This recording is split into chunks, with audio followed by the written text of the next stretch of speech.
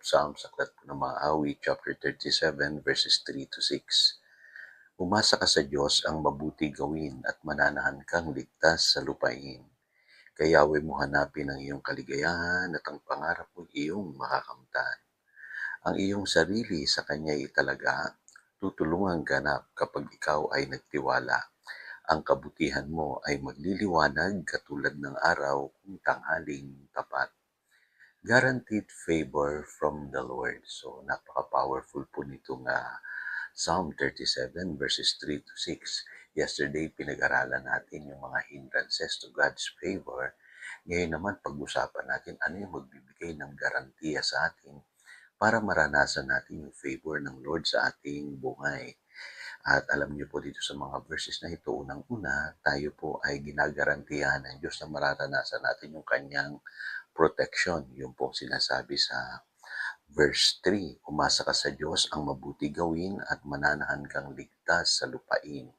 So malinaw po, we must trust the Lord and do good. At makikita niyo po, kung tayo po ay mamumuhay ng may faith and obedience. At sabi sa James, faith without accompanied action is dead. Sabi sa James chapter 2 verse 17, mararanasan daw po natin na tayo po'y mananahan ng ligtas sa lupain, yung pong pinapangako ng Psalm 37 verse 3. So you are marked safe. Ika nga, ano po, kung ikaw ay sincere sa iyong pananampalataya, hindi ka lang nananalig, kundi ipinamumuhay mo ito. No, yung sinasabi sa James chapter 2 verse 17. At kapansin-pansin din, sabi diyan, kayaway mo hanapin ang iyong kaligayahan at ang pangarap mo iyong makakamtan. We must delight ourselves in the Lord kasi in order for us to receive from the Lord, kailangan i-delight natin siya.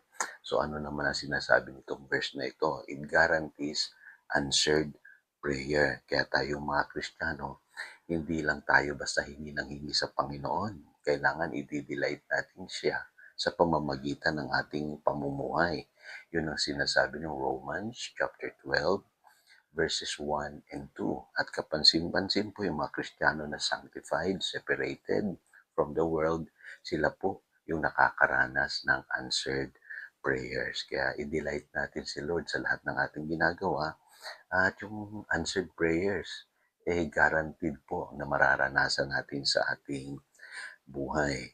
At mahalaga rin po yung sinasabi rito na commit your ways to the Lord. So, ang sabi rito, ang inyong sarili sa Kanya ay talaga tutulungan ganap kapag ikaw ay nagtitiwala.